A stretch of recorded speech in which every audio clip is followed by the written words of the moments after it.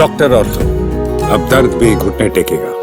नेपाल में भोटेकोशी नदी की विनाशकारी बाढ़ ने तबाही की ऐसी तस्वीर दिखाई है जिसे देखकर रोंगटे खड़े हो जाएं। सड़कें बह गई, पुल पानी में समा गए, घर और बस्तियां उजड़ गई। लेकिन इस आपदा का सबसे दर्दनाक चेहरा उन परिवारों का है जिनके अपने कैलाश मानसरोवर यात्रा पर गए थे और अब उनसे संपर्क टूट चुका है।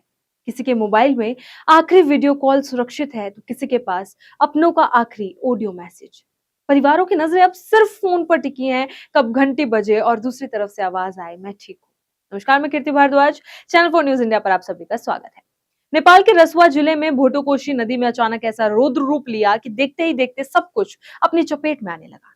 सड़कें पानी में बह गई, पुल टूट गए और कई इलाके बाहरी दुनिया से कट गए। इस तबाही के बीच बड़ी संख्या में पर्यटकों के लापता होने की जानकारी सामने आई है। उपलब्ध जानकारी के अनुसार करीब 384 पर्यटकों से संपर्क नहीं हो पाया, जिनमें 291 विदेशी और 93 नेपाली पर्यटक बताए जा रहे हैं। इनमें 105 भारतीय नागरिक भी शामिल हैं। लेकिन इन आंकड़ों के पीछे सिर्फ नंबर नहीं है, इनके पीछे सैकड़ों परिवार हैं जो हर पल किसी अच्छी खबर का इंतजार कर रहे हैं। पश्चिम बंगाल से लेकर तमिलनाडु तक कई घरों में इस वक्त बेचैनी है। किसी माँ को अपने बेटे की आखिरी आवाज याद आ रही है, किसी पत्नी को आखिरी वीडियो कॉल, किसी परिवार के मोबाइल में अपनों का आखिरी संदेश अब भी मौजूद है। इन परिवारों के लिए समय जैसे वहीं रुक गया है। फोन की घंटी बजती है तो उम्मीद जागती है, लेकिन जब दूसरी तरफ से कोई जवाब नहीं मिलता तो वही उम्मीद डर में बदल जाती है। सरकार और भारतीय दूतावास से लगातार संपर्क किया जा रहा है ताकि नेपाल में फंसे भारतीयों की जानकारी मिल सके और जरूरत पड़ने पर उन्हें सुरक्षित बाहर निकाला जा सके। अब कहानी पश्चिम बंगाल के दुर्गापुर की।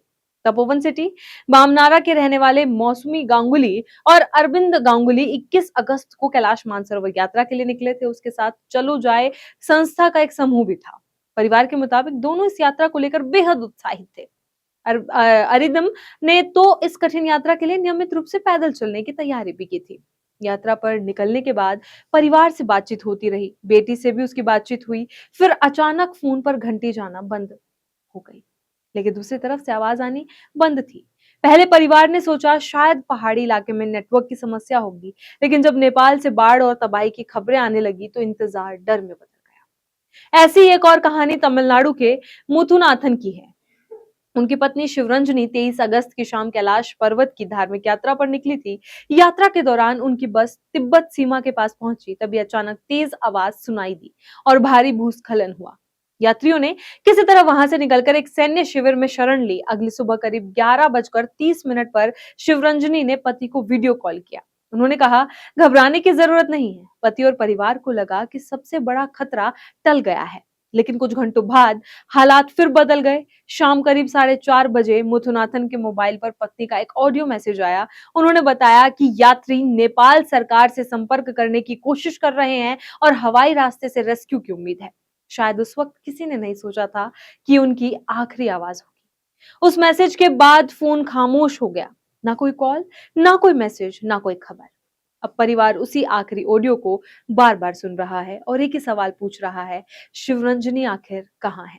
उधर कोलकाता के चलो जाए ट्रेवल क्लब से जुड़े करीब 32 यात्रियों से भी संपर्क नहीं हो पाने की जानकारी सामने आई है। इनमें कस्बा जी इलाके के कई लोग बताए जा रहे हैं।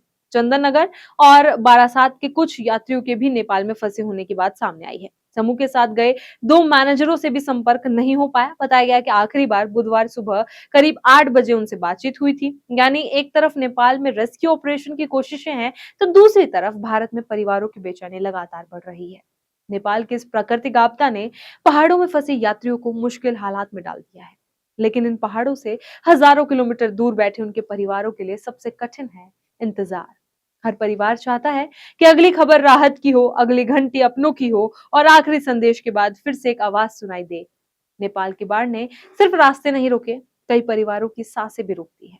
किसी के पास आखिरी वीडियो कॉल की याद है, किसी के पास आखिरी ऑडियो संदेश।